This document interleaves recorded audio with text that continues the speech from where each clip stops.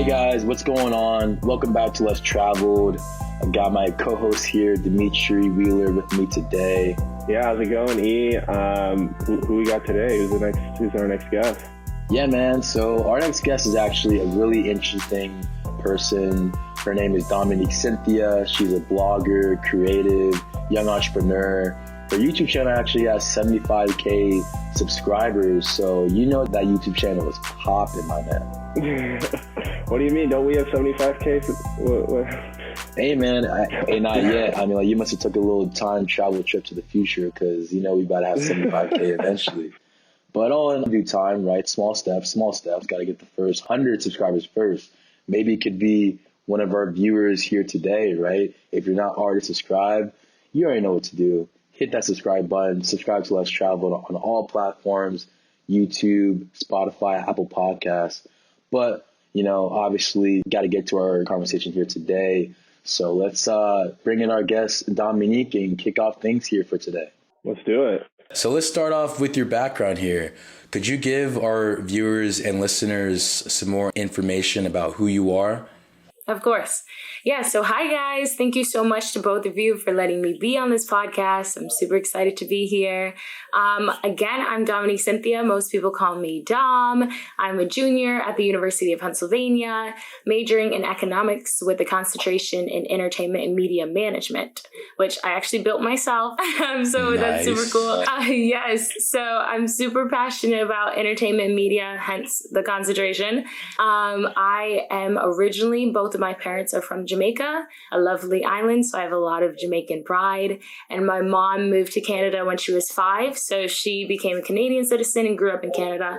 And because of that, I'm a dual Canadian and American citizen. So that I'm super passionate about.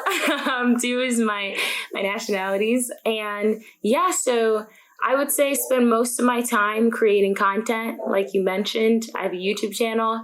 So I'm always on YouTube, always trying to brainstorm new creative things to do, but while juggling social life and juggling school, and trying to still graduate with the GPA I desire to have, but also reach my goals of creating my own network, entertainment network in the future is my goals in life. So just trying to do whatever I can to master both of those passions of mine of business and entertainment. And here I am here today to talk more about it.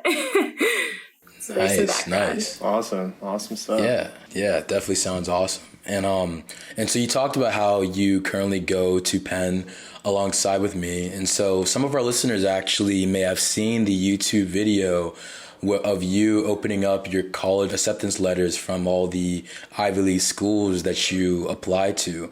And, you know, could you give our viewers and listeners a bit more detail into what the application process was like for you and how you went about selecting Penn as the ideal college for you personally? Yeah, great question. So I forgot to say, I'm from upstate New York. So I am from a very small town, about 5 hours north of New York City and about 30 minutes from the Canadian border. So it's around 3,000 people. We actually have more cows than people. So going to school, I was around a lot of people who don't necessarily on the radar was not the Ivies. On the radar was more like I also was next to a military base, so there's that as well. So it was a lot of students who wanted to pursue military, a lot of students that wanted to stay in the community, stay in upstate New York. So at school, I didn't really have like a group of people who we could like push each other to try to achieve top education. And another example of that is my guidance counselor thought UPenn was Penn State. So off the bat, I really didn't have much help in school with trying to go to the Ivies, but my sister went to UPenn 4 years before I went. So she helped me immensely. My parents helped me immensely. Again, we're Jamaican, so we have a lot of, I guess our thoughts are always that education is key. So ever since I was young, my dad told me, I think it was from like age 2, he'd always say, you're going to Yale, you're going to Yale. And I didn't even know what that meant. But I was like, you know what? I'm going to go to Yale. So literally from birth, education was always top priority. So even though my peers weren't engaged in the whole college application process like I was, it was at home was where I had the fire beneath me to apply to these schools and to work my butt off. I did like an SAT a day to try to get into the schools that I wanted to go to. And that's why in the video, you see the people I'm with aren't my friends. It's not my school, anything, teachers, principals, my family. Like my family is the reason why I applied, the reason why I think I got in. I couldn't have done it without them. They are my best friends in life. So that's kind of my background was just parents telling me what to do, sister helping guide me, working my butt off and applying and getting into one, which turned out to be the one I wanted to go to. So there's it worked out perfectly. And life has just gone up since. That's probably one of the best days of my life was that video. So, yeah. Nice. That's awesome. And so when did you kind of go through that thought process of, okay, this is such a big moment, I want to capture this? When did you start getting into YouTube and really documenting your life and some of your unique experiences? Yeah, so that's a great question as well. Bringing in the good questions. So before I posted that video, I just did a ton of, so let's dial back some. So before I had a YouTube channel, I watched a crazy amount of YouTube videos about hair. Like I loved learning about natural hair and like how to take care of hair. And I would just watch videos all the time. So my mom would always watch me and be like, you know what? You watch this so much, you should start your own. And I was like, no, Mom, I'm too ugly. Like I can't be on camera. I don't want anyone to see me. And she was like, nah, like if you keep thinking this, you're never going to start. So I remember one day I was like, you know what? Tonight's the night. I stayed up till like 4 a.m. like YouTuberizing my bedroom and just like hammering stuff into a wall with a water bottle and like hanging up lights and trying to just bedazzle my room. And then the next day I was like, I'm filming my first YouTube video today. Like today's the day. So I filmed it, I edited it, and my parents saw it and they were like, yeah, let's do it. Like post it. So I posted it and that was my first one. I went to school that day and kids came up to me and were like, why would you ever think anyone would watch this? There's nobody in the world that ever want to see your channel. Like just basically bullying me for starting it. Did put me down a little bit, but, my mindset was not like, I'm going to shy away. I'm not going to post anymore. Absolutely not. I was like, I'm going to get millions of people to watch my stuff and you guys are going to watch and see that I can do it. And that right now, maybe I am small, but I will be able to get bigger. I didn't know what type of content I was going to make, but I definitely had haters from the first video. And that's one of the biggest things I think I've learned throughout my YouTube process is people might not always like you, which we can get into later. So that's when it started. And before I even posted that first video, I was like, I'm going to have 200 subscribers before I post a video.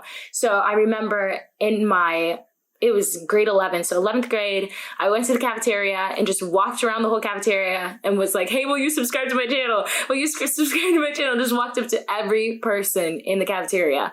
And if they were like, yeah, like I would, but I don't have a YouTube, I was like, I'll make it for you. And I would sit there. I made maybe like 50 channels that day and just had every person subscribe. So that's kind of the background of the channel. It was just fun. It was just always challenges, things with my friends. And then I posted the acceptance video, and that's when the whole trajectory of the channel changed into college focused.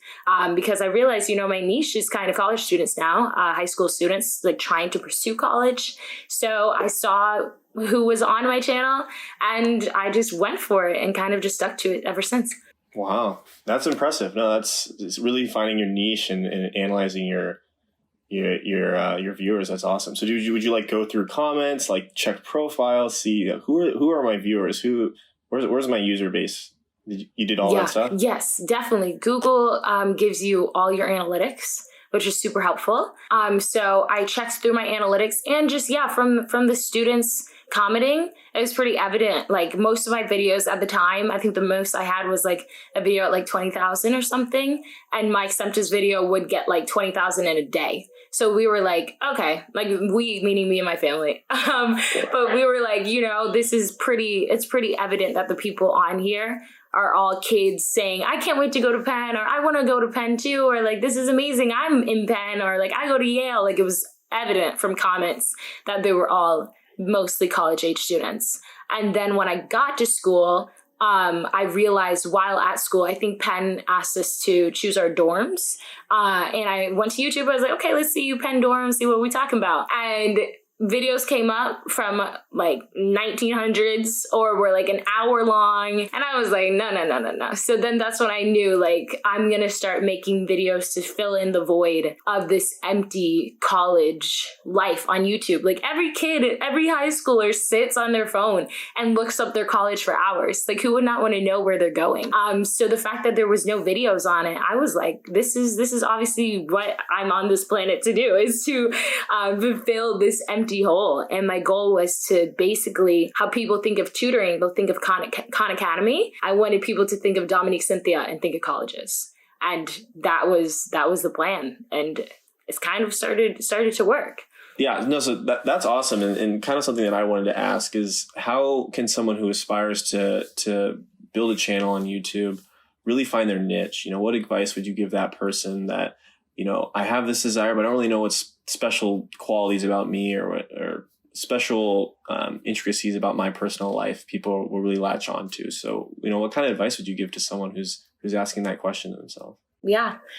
I would say it comes over time. You should try to be patient. Patience is the biggest key with YouTube, is that you're not going to get 1 million views overnight. And everybody would love that. It's just not feasible and it's not possible.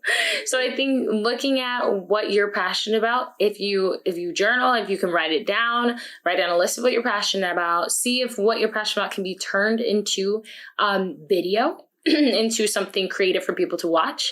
And YouTube is entertainment. So at the end of the day, you're trying to entertain people. So whatever you're passionate about has to somehow, people have to be willing to sit down and listen or watch whatever it is.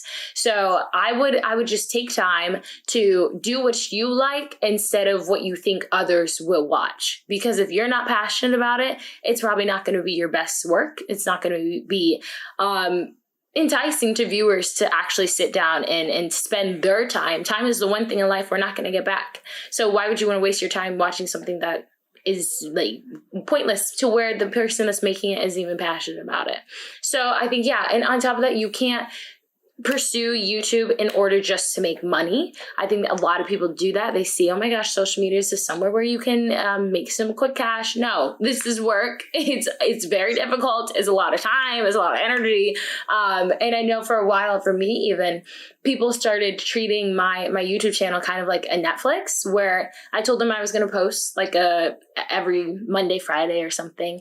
And they were on top of me, which is important. But sometimes I had like homework or I had an exam and I was like, oh my gosh, like I can't post today. And people would message me and be like, where's the video? Why haven't you posted? And I'm like, I'm human. Like, I need breaks. So it is a lot harder than people think. But if you're actually interested in all the different elements of YouTube, of creating content, of marketing yourself, branding yourself, editing, filming, the actual creation process, then I think it could be something for you. If you are just doing it for other reasons, then potentially not. But even for me, growing up, I would get in trouble, let's say, like didn't complete my homework, and my dad would be like, if you don't do your homework, I'll take away your editing. So for me, editing was fun. Like, to me, creating videos is fun. That's what I major in. That's what I want to do in the future.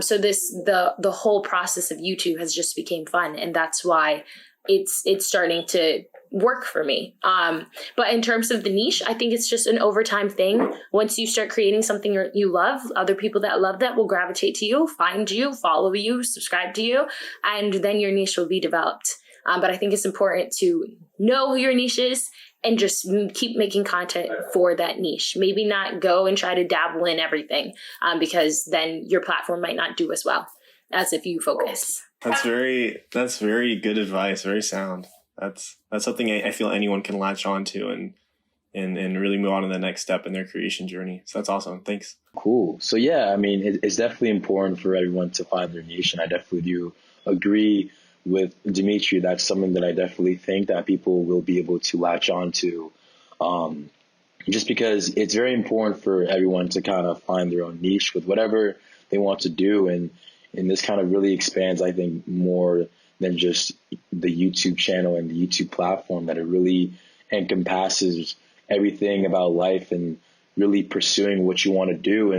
And not everyone can have the same niche, right? Not everybody is the same.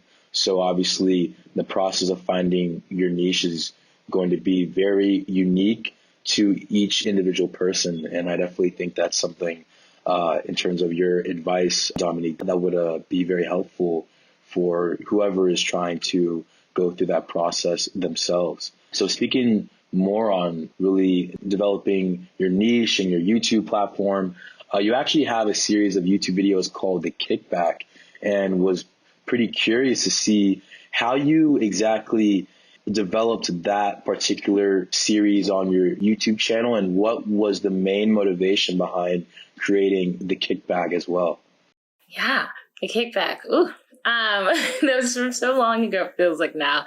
That was my little baby. That was my little creation, my first actual like show series. And it was basically, to dial it back, before I did the Kickback, I did these things called 73 questions, which is where I traveled to different schools and film students, which I'm sure we'll elaborate more on later.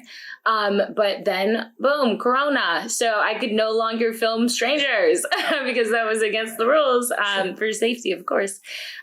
So coming home, I was like, okay, I would leave school every second that I could to go film other people. And I had really busy schedule. So coming home to not have anything to film anymore, not having homework and editing in school and friends, like I had so much free time that I was like, whoa, like this is too much free time. I have to think of something new.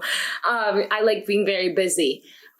So when I came home, I got this offering to kind of line it up to make it make sense, is I no longer could film students.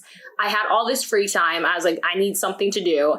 And I also was reached out by Viacom's TV to be part of a TV series for like their quarantine shows, basically. And they asked me to be a part of it. I was super excited, but the show didn't really fit my brand. So I ended up telling them no. But I literally told my parents that day, I was like, they said no to me, or I said no to them for being on their show, but I'm going to make my own show. And that's kind of how the fire beneath me for the Kickback started. And so I was like, okay, so my niche is college, so I'm going to make something college centric. And what I realized, what I was missing during my process was I only got into Penn, but if I got into multiple schools, to easily be able to compare and contrast all the Ivies, to be able to ask questions about parties. Everybody wants to know about parties. Everybody wants to know about easy A classes. Everybody wants to know about the best professors. So I wanted to find a way to create videos where they could easily compare Dartmouth to Cornell, Cornell to Yale in a short video, but also make it entertaining and make it fun. And so that's kind of how the Kickback was birthed. And I have a brother who makes all my music, and he made the dopest song while we were home. And I was like, yo, this is the theme song. And so we had that component. Then I had a friend of mine help edit like a intro video. And I was like, it's all coming into place. And so then I just started casting students, and students were more than willing to help because it's mentorship and like just helping the youth. And so people were signing up, everything was going great. And we started filming them. And when we posted it, students loved it. They were liking it, viewing it, commenting. So I just kept it going, and it became my quarantine thing of the whole time. I would spend on a video maybe 20 to 30 hours editing one video. It was like insane. I wouldn't even see my parents. I'd just be in my room editing all day and then casting and then filming, and just I would see my parents maybe an hour a day. And sometimes I wouldn't even eat, but it's like, of course that's not good. But because I was so passionate about it, like that can show how much this was. To me, it was everything during quarantine. And that's how I think I made the time go by quick. I ended up loving quarantine because I got to create something cool and got to explore a new love for making shows, which now I know I really like making series. So yeah, that's kind of the Kickback, the birth of the idea. That's awesome. And so you also have 73 questions, right? Where you ask students from, all over the US about their college experience, specifically in regards to their own school. What was the motivation behind that? Yeah, that's the first baby. Kickback was the second child. So for the first baby, I actually had the idea in the shower. I was thinking about, I had just watched some of the questions from Vogue with Serena Williams. And I was in the shower and I was like, wow, like, I really know everything about Serena. Like, she's like my friend. Like, I felt like the video displayed, I learned so much in a 7-minute video about a celebrity. And of course, Serena's amazing, but knowing a ton of Serena fun facts was not going to help me in life. So I was like, right now it was the beginning of sophomore year was when this idea came. And I was like, I kind of do college stuff, but this could be a really cool way of creating really short videos where we're not learning about the student, but about their school, kind of similar to Vogue's. But when the student leaves, they can actually take something away instead of just knowing about Kim K. Is that they can know about a school, easily compare it to another school, which is the goal of the channel, is easy comparison too. And then it could literally lead to just me being able to meet so many new amazing students. So I had multiple motives behind it. And so I told my parents, like I told you, they are my best friends. And I was like, Mom, Dad, like I have an idea. And they were like, oh my God, that's so good. So that day we started crafting the questions. So I needed 73 and that's a whole heap of questions. So we got on a call. Yeah, it's a lot of questions. We got on a call and we started crafting them with my sister and some friends, and we came up with the list. And then I think the next week I headed to Columbia to film the first one. And I filmed a friend first to kind of, trial and error, figure out like how this was actually going to work. And then over time, I kept posting them. Students loved it. They kept asking for new schools. I just kept going to the schools. So every weekend, unless I had an exam, I was gone. So at Penn, I really had no social life because I was never there. And when kids have fun is the weekend, which is when I was gone. So I would come back, do my homework, study for exams, leave on usually Thursday night or Friday morning. I'd leave and then come back Sunday night and do school, kick it, school, kick it. So it just became a routine. It was exhausting. And it was a lot, but it was amazing too, because I got to meet so many people, and explore so many new campuses and help students, which is the main goal. But yeah, I think that's pretty much everything. And I would say too, when you're super busy, you use your planner and your calendar more than ever than when you're chilling most of the time, right? And you just, you're lazy, you don't want to do anything, you have nothing to do that day, so you end up doing nothing. But because I was so busy all the time, it ended up being my best GPA semester, even though I was so busy. But I was, study for an hour, edit for an hour, fence for an hour. Like it was everything down to on it. So I would say being busy sometimes can be when you're the most productive and successful.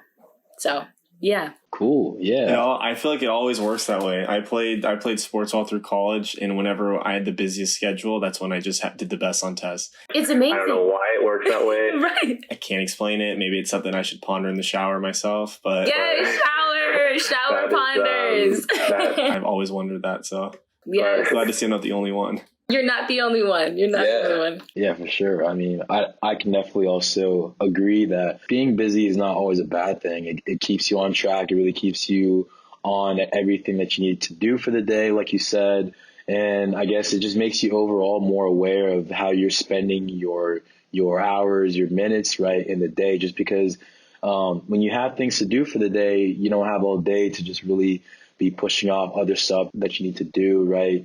So I can definitely see how being busy, force you to be more productive in all aspects of your life as well. So that's definitely pretty interesting. Yeah, I think it's a real testament to people. You have so many people that are like, gosh, there's so many things I want to do. Where do I get started? And they start the first thing and they never take the second, because after that first thing they drive for, your schedule starts to get busy. It starts to fill up and you don't want to keep going anymore. But it's true. If you keep adding things up, you start to build this resilience and you just sort of get in this habit, and you can take on a heavier and heavier load and get to ultimately do all those things you dream to do. So that's awesome. I'm glad you've been able to do all this, multitask, all these things. That's a really cool lesson for our listeners. To go along with that, I would say with being busy is also just knowing you have to make sacrifices.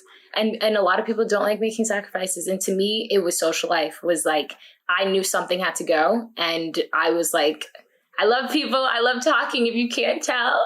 But I knew I couldn't be going to social events like I wanted to. And it's college. Like, everybody's like, this is your best life. Why would you give it up? Like, I knew I had a goal, and I knew I was going to have to make sacrifices in order to achieve it. So I think being busy, but on top of that, knowing that you might have to cut things out and just prioritizing what it is you have to cut. Yeah, I definitely do agree. With anything just that you want to do in life, you have to make sacrifices to really see that vision come into fruition. And that's the thing, is that the things that are worth doing in life are not easy. They never will be easy. If they were easy, everybody would do it, right? So yeah, I mean, it's definitely important to understand and to be aware of that. There's going to be some things in life and in your case, it was the social aspect. In other people's case, it could be something different. But there will always be things that you have to give up, right? It's just a matter of trade-offs, honestly. 100%. Yeah. Cool.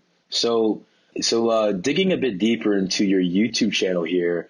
So just really, the process of growing a YouTube channel is not easy. And in your case, you've been able to grow to the point where you actually have a couple videos that have over 8 million views, and even your most popular video almost has 3 million views, which is crazy, honestly, in itself, right? I mean, that 3 million people choose to watch your video that you create. So, we'll be kind of curious to see what it was like growing your YouTube channel, and what were some strategies or some methods that you used to grow your actual channel to what it is today. Yeah. To go with what you said, I have almost 3 million people see me cry. So it's like some craziness. But yeah, that's a great question. With growing a channel, like I was mentioning before, it's all about patience. But I think too, one of the things that has helped me immensely is having a support team, having my friends and family who, okay, I'm going to actually define something. I saw on Instagram, I might not list it completely correct, but it was something like, your friends should always be supporting you, not jealous of you. So, and I think that's something that took me a while. I might have said it wrong, but I think that's something that I think is so important to know, that you should only have people in your close circle that are going to be hype when you're hype. And if you're down, they're down. You guys are in it together. And I think when I found that group of people was when I started really starting to take off, and really knowing, like, I have people that I can talk to my down moments with. I have people to share my excitements with, that it became just a collective of success. Like, if I succeeded, we all did it. We all threw a little party. We all turned up. So I think that was important. But right. But on top of that, I think setting milestones. I learned this in marketing class, actually, was just setting some markers of what your goals are. For instance, I had a goal to hit 50K subscribers by a certain date. I think it was by the end of the year. And I ended up hitting it halfway throughout the year. So it was before my goal was supposed to be completed. But when I checked that off, I'm like, okay, like, let's go for the next goal. So then you can, like, literally keep track of yourself by making these thresholds and these markers to pass, and then have your own little victories and celebrations. Because if your goal is just to, like, blow up on YouTube, what does that mean? Is that you have to take it step by step, right? So if you actually write down what your small steps are, then you're going to be more motivated to keep going, because it's a long journey. I've been on YouTube for 4.5 years. Like, it's not going to happen just overnight, which is what most people want. But even I think from me, from taking certain classes and hearing about businesses like TikTok is amazing right now. Everybody's on it, but it started in 2016 and nobody was probably talking about it at the beginning, and the creators were probably stressed. And that's the life of an entrepreneur, of a creative, is it takes time, and everybody sees them blow up and thinks that happened last night, but no, boo-boo, that took a long time. So I think it's just making sure you have your own little successes throughout the journey is what helped me not not give up. I've had moments where I'll have a video get almost 1 million views or like get hundreds of thousands in a night. Like I could refresh it and see it jump up. And I have videos that still are at 600 views. So not all of them are going to be successes. But if you make those little moments for yourself, before you know it, like you're going to pass your thresholds and your dreams might come true. So you just have to keep getting motivated and keep staying positive. That's awesome. And so you brought up, you kind of related your experience as a YouTuber and sort of the entrepreneurial experience, because they are very interlinked in many ways. They're virtually the same thing. And then, so an aspect of starting a startup or being an entrepreneur, it's scaling, right? It's like, all right, this works. Now let's grow the business. So for you, kind of the way you grow in my mind is finding all these great people to interview. And so one of the questions I have with when any, sort of interview based YouTube series, like 73 Questions, where do you find all these people? Are you're just that cool? You know everyone at every college, or, what are the common ways you reach out to new guests and interviewees? That's so funny. I hope nobody thinks I just know all these people. That's not it. So for me, it was initially those, when you get into school and you get put in a group chat with like UPenn 22 was my group chat. And then we also had like a Black Ivy group chat. So from then I had access into all the Ivies from just freshman year from group chats. So initially I'm very social. So I was just like trying to make friends like from the beginning, and I ended up making some friends at Columbia, and that was the first school I did. So I filmed that friend, and then I asked her for just other interviewees that would be interested in being on camera, who were like extroverted enough to not be too camera shy. And she just gave me a list of people. And so initially it was all through word of mouth and like being referred to people. And then over time, I started to use social media in order to find people when I started hitting schools that I've never been to before, or like schools down south. So I would end up putting up on my Instagram story, like looking for interviewees at this school, and people would comment back and say they would be interested, or I would just DM people. I try to make sure everybody's represented on the channel, that anyone watching can see themselves at least in one video. So I might be looking for a certain race or demographic, and I'll just message people that kind of fit what I'm looking for, and ask them if they'd be interested. Also, I have a business email, so people will email me and say, I go to this school and I would be more than interested if you ever come to be interviewed. So I might just reach out to the people that message me, but mostly through social media, through Instagram, of just asking, just shooting my shot at them and asking if they'd be interested in it. And because it's done well, it's been easier to get students because they might have even seen it themselves. I even had a time at Duke where the person I was supposed to interview ended up canceling because of an exam. And I just walked around the campus and walked up to this group laying on the grass. And I was like, hi, like, I'm actually trying to film a video. I would love if you guys would be a part. Like, would you be interested in being in the 73 Questions video? And the girl was like, oh my gosh, I watch you. Like, I subscribe. Like, I know who you are. So it becomes easier when people start to recognize who you are. And she was more than willing to be in it and so excited to be a part. So yeah, that's kind of how. But I would definitely say social media makes the world small. I could easily get somebody from any university because of social media. So if you are trying to interview people, take advantage of what's at your fingertips. Like, you can talk to somebody in China. We can talk to anybody because of social media, which is so amazing. But I think most people don't take advantage of it. But yeah, that's how. Yeah. Awesome. That's crazy.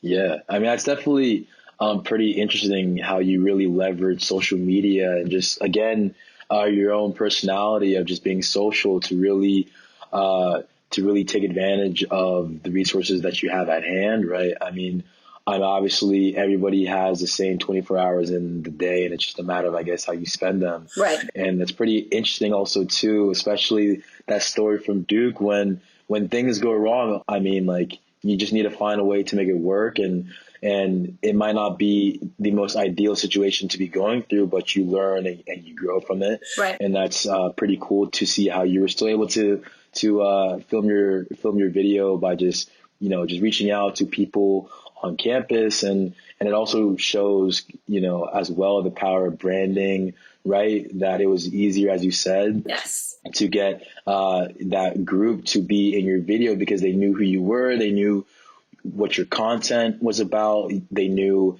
the general vibe of how the video would run through actually viewing your content from beforehand. So obviously, right, when you walk up to someone and ask them, hey, do you want to be in my video asking you 73 questions about your college experience? Obviously someone's going to say, oh, of course. I mean, obviously I would want to be on Domonique's YouTube channel where she's interviewing all these really cool and interesting people. And why not have me be, just one of those cool and interesting people that she also has on her platform as well.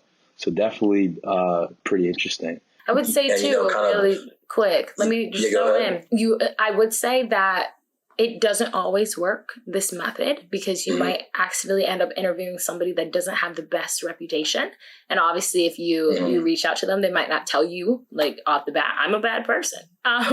So it's like making sure that what I've done as well is making sure if I do end up choosing somebody, I try to ask people that I know people at many schools now, so I'll be able to ask people, like, do you know their reputation? Or looking at your mutual friends on Instagram and be like, hey, have you heard about this person? Just making sure that you're putting people that deserve to be in the public eye on a channel, because whoever I choose kind of does become the face of the school, at least within my subscriber community.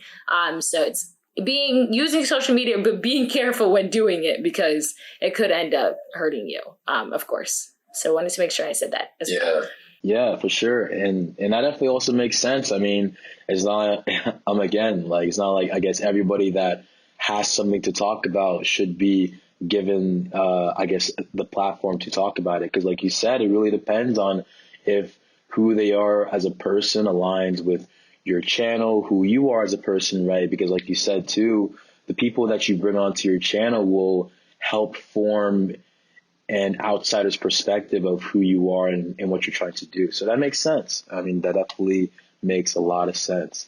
And going deeper into the college experience aspect of things, so you actually started this dating college show called Shoot Your Shot, right? It's about matchmaking and really kind of matching college students with their ideal relationship partner, right? And so we'd be kind of curious to see what led, how your experiences interacting with college students led to you starting this matchmaking show.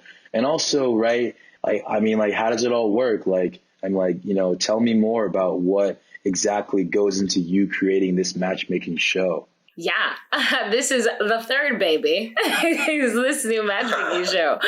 So my whole YouTube experience in college has just been education. It's just mentorship and education, all my videos. And so I was like, I kind of want to dabble in entertainment now. And of course, educational videos is entertaining as well.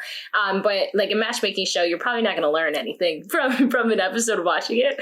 But I wanted to try to explore another side of my interests in videography and directing and producing. So to give the actual background of the show, and then I'll elaborate more on what the show is. And if you want to sign up, you can. But basically, during quarantine, I was listening to a podcast, and it was how I built this podcast. And it was with the creator of Bumble. And she was just talking about the creation of Bumble. And I was sitting there, I think I was on a car ride, I was listening to it. And she said, just how she left Tinder and wanted to create, I guess before she was working on an app for restaurants, I think it was, and she wanted to create something that her peers could use. And when she did, she was super excited that now her friends can use something and be benefited from something. And I was like, wow, all of my friends don't really watch my videos because it's all for high school students. I'm not really helping the average college student. And then I was like, and dating shows never target our age group. It's always usually 21 and up. So that's kind of when the idea started formulating of whoa, what if I did a college dating type thing where I'm helping my peers? It'd be so fun. It's something entertainment for once, entertaining. And also I think it's a missing void in the industry. I don't think they want to see 18-year-olds try to find love. But at the same time, college students are some of the loneliest people on the planet. So it's a mixture of all of those. When I again told my parents, I was like, guys, I want to make like a college matchmaking show. And they were like, let's do it. Like always, they're just so supportive of anything I want to do. So I started coming up with ideas of how it would work and started asking people to sign up. And to give the information about how it works is students from around the globe have been just filling out a form all about their interests. It's like a Google Forms. And we've had around 340, I think, students right now from everywhere, like University of India, then we'll have University of Australia, and then in the States and Canada, all over the globe. I think we're at 36 countries, which is so amazing. Then I partnered with a coder who made an algorithm for my Excel, and just now I can just click a button and it'll tell me whoever signed up all their matches based on their interests, based on which location they want them in, their height, their race, their hobbies, so many different questions to where it's your perfect match. So then how the actual show works is I choose a person to be the main single, is what I call them. And then they come onto the show and I match them to 4 people that could be their perfect match. So for instance, let's say we have a male single as the main, and then I match them to 4 women that from the algorithm and from the information they submitted, they have a lot in common. So then they come onto the actual show and everything's blind. So he will ask questions and throughout rounds eliminate one of the contestants. So it could be a question like, how often do you go to church? Or how often do you wear makeup? Or anything of the sorts. You play a sport, or it could be a deep question. How do you define love? Whatever he finds the most important question, or she, because it's vice versa. But whatever is the most important questions to them, they get to ask. And throughout rounds, eliminate people until there's one person left, and then they shoot their shot at that one person, and that person gets to ask questions back, and then either accept or reject the shot. So we've had some rejections, which is funny. We have some acceptance, which is cool. And people have started to talk, have been super excited about who they've matched with. And I've just been able to, for once, be like helping college students and be a little Cupid and do more of the show series of what I'm interested in producing, actual TV. So I haven't posted any yet. It's going to be more of a summer series. So like you guys mentioned before, of just like stocking up shows before I release any. But it's going really well. The shows look they're so great. I'm so excited to release them. It's like killing me because I've had the shows for like months and no one has seen it. So I'm definitely hyped to finally share it with the world. But yeah, that's basically how that show works. And I think a tip from my process of creating a show is whenever you have an idea, I say just go for it. Like a lot of people were like, why are you trying to do matchmaking when you do education? And I'm like, I'm interested. It's fun. It's cool to me. Why not try it? So I'm always like the go for it type person. So yeah, that's shoot your shot. I love it. Thank you. That's awesome. You're doing God's work out here because, like you said, college students are the loneliest people. So imagine virtual college students like we have today. It's so very, very, very dire need. So and it could even, to me, it was like with quarantine too, just people haven't met new people in so long. So it's not even necessarily have to be like dating, but just meeting four people that are interested in the same things as you. Like that's amazing to me. It could be your friend. Like it does not have to be more than that. So that's true. Yeah. And so something else that you've done that's also, really timely. You've created the Pay It Forward Scholarship, which, in my eyes is really doing a great job in opening doors for people of color and in institutions where, traditionally and historically they've been underrepresented, right? Which is obviously, the topic of inclusion and diversity is very big in our country and around the world, honestly.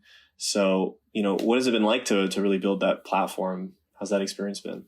So growing up back in high school, my parents actually gave a scholarship each year. So that's the Pay It Forward Scholarship. But when I graduated, they no longer had a connection to the school. So they hadn't been giving the scholarship for a while. So we sit down and we have weekly meetings to kind of brainstorm ideas of what to do. And it was actually my mom's idea was what if we can connect your channel, because it's all young people trying to go to college with the scholarship we used to do in the past. And it was a brilliant idea. And with partnering with my parents, it's been such a cool experience of seeing all of these kids submitting their applications and just knowing that I can help somebody. I think with YouTube, a lot of people use it as a chance to post about their new purse or their makeup or their outfits, which is amazing. And I'm not bashing it. Everybody has different interests. But to know that the people watching my channel are going to be able to benefit not only from the knowledge that they're receiving, but also financially to help pay for the knowledge they're going to receive from watching the video to get into these schools is like, to me, is just amazing. Like, I'm so excited. I wish I could give away like many more scholarships. But it's just been a great experience. And this is the first time we've done this. And the scholarship ends on April 30th, and we'll announce the winner after that. So I'm excited to see how it goes and keep on receiving applications and help some little kids, help them pay for their school. Because this is not cheap. School's not cheap. So yeah, I'm very passionate and excited about the scholarship. Yeah, that's great. Yeah, it is. It's definitely not cheap. So that's incredible work you're doing. And it's great to see that, you've let not only what you're good at as far as the educational side and not only what you're interested in from a social standpoint with the dating show, but also from a more, political sense that's really awesome that you've been doing that. Thank you. Thank you. Yeah, of course. And so before we wrap it up here, let's briefly touch on the topic of wellness. And I think that wellness is something that is, especially nowadays, is becoming more popular just because I feel like everybody is realizing that it's important to be productive. It's important to be chasing after what you want in life and after your goals, but it's also very important to be taking care of yourself and really focusing on doing the things that bring you happiness on a daily basis. And as a college student and creative that is pursuing her own creative interests, as well as managing a demanding college schedule, what are some things that for you personally have worked? Could be any habits or routines, or just really anything that has helped you keep you grounded. Yeah, it's definitely a lot to juggle social media and school. But I think what has been able to keep me grounded is, again, the support system, having the close friends, having a small circle is something that I've learned, definitely during COVID, but just with having the small people that have your back will make you so much happier. You'll hear less about drama. You'll hear less stressful things in general by keeping your circle small. On top of that, for me, I'm actually not on social media too much as a consumer. I deleted TikTok. I actually think I subscribe to maybe 2 channels. On Instagram, I try to keep my followings low, or follow who I follow. What is that called? Followings. Yeah. Sorry. Keep my followings low. So when I go on Instagram, I don't see that much content. I'm not distracted. I'm not on TikTok all night. And I would love to, but it's how I stay grounded is by focusing on my to-do list, on those calendars, on those tasks that I need to do, and trying to remove all the outside noise. So by deleting them or just removing the people you follow, even if it's a dope account, like just the less you see, to me, the better, because then you're less distracted. So making sure to stay focused, stay on task is something that's huge for me. But then after you complete those, like I was saying, having those moments of joy, of celebration, treating yourself to a massage, go get some Asian dumplings for dinner, like just all your favorite stuff, making sure that you have those moments of like, yo, I did good. I deserve like a little treat. Keeps me definitely grounded, and having time to yourself just to like sit and think. I'll just like go for walks and like think about not any of my to-dos, but just think about, Dom, are you good? What do you need to do to make sure that you're having a good day? Maybe watch your favorite show. My favorite thing to do at night is eat ice cream. So I'll eat like a pint of ice cream and just make sure that you're enjoying your life. And if you're not, to nail down, like, don't lie to yourself. Tell yourself what's going on and talk to somebody about it. Because I think when you talk, it it uses the brain. It makes everything come back together. So yeah, and making sure to stay humble and keep the people that were close to you from the beginning close. And when meeting new people, making sure to be careful, because you never know like what their intentions might be. If you're starting to gain a following, people use people, right? So just making sure, of course, with the people, just to keep the correct people in your corner is I keep on harping on it. I think it's really important to me is what I'm realizing. But your people are everything. But yeah, that's how I probably stay grounded, is those things. Wow, that's awesome. That's great to hear. And I feel like calling you a successful YouTuber is the understatement of the year. You've really achieved great things, and I'm really excited to see how the channel continues to progress. But, keeping on that theme of success, something that I love to always ask our guests as we wind down on these interviews, how do you personally define success? Right. Ooh, how do I define success? I think, to me, success comes in many different forms, right? So some people want the check mark on Instagram as success to them. Some people want millions of dollars as success. To me, I think what makes somebody successful is, I guess I'll answer in two ways. What makes somebody successful, and then what I think makes me successful. So what I think is making somebody successful is just reaching whatever their specific goal is. Since everybody has different goals, we have all types of different success, right? But for me, what I believe makes me successful is surrounds family. I want to make my parents proud for how much they've sacrificed for me. I want to, every time I have something good happens or anything exciting, on the phone with my parents in a second, because I just want to make them smile. I want them to know that I'm working hard, like, for them, to make them happy.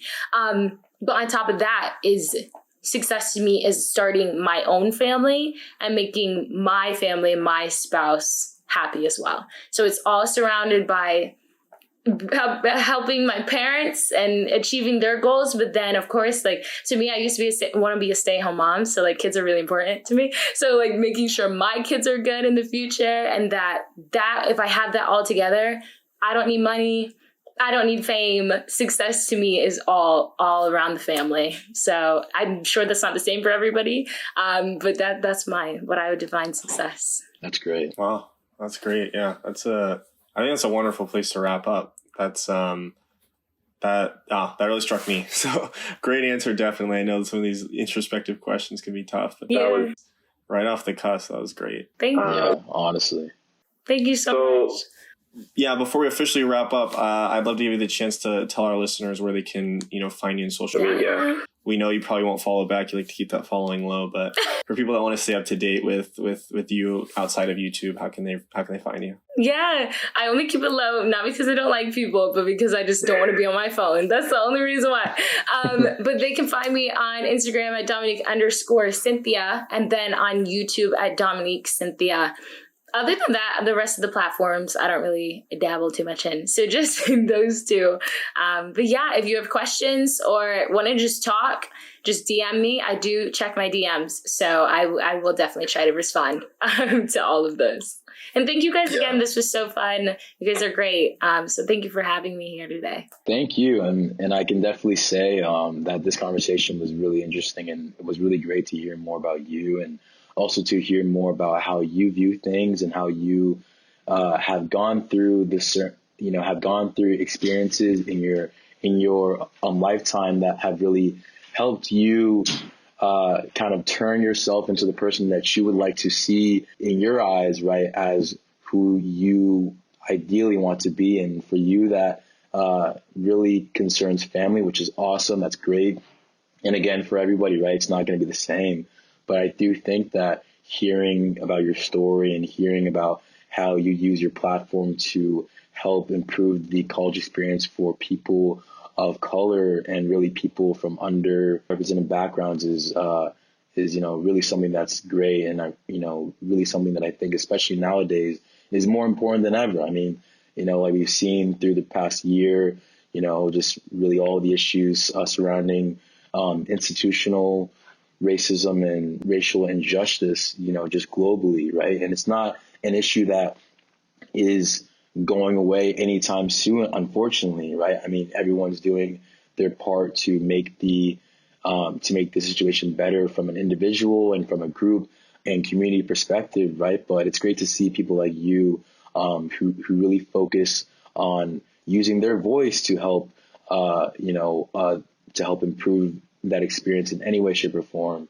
And I just want to thank you again, Domonique, for coming on here to the podcast today on To Less Traveled. It was really great to chop it up with you for a little bit here for the past hour. And just want to remind our viewers and listeners to please don't forget to subscribe to Less Traveled on Spotify, Apple Podcasts, YouTube, or, just wherever you guys get your podcasts. It's very important to get the stories and the life experiences of young leaders like Domonique. And please stay tuned to hear more about all the future young leaders that me and Dimitri will interview in the future. So thanks again, Domonique. Thank you. It was great to talk to you today. And, yes. We'll pass it off to you if you have any minute marks other than the fact that, you may or may not respond to everyone that might be in your DMs now that we gave them your social media and all of that stuff. So again, just want to thank you again and pass it off to you. Yeah, thank you for the pass off. Again, I will try my best to respond, I swear. Last minute things, I would just say believe in yourself. If you don't have that support system behind you, hopefully it will come. But if not, you got yourself. So if you have a dream, nobody has the right to tell you can't do it. You should try it. Don't knock it till you try it. And give it your all. You can't half do it. If you half try, you're going to get a half success or no success. So if you have something, a passion, please hit it. Please try to do it and try to crush it, because you're on this planet for a reason. And if you don't try it, you might never find out the reason, and you'll just be the average Joe, upset with your current lifestyle. So I think just give it a shot. Believe in yourself. If you need any support, DM me and I will try to give you that support. But yeah, thank you guys again. That's really all I have to say, so I'm going to shut up now. But yeah, thank you guys. Yeah, thank you.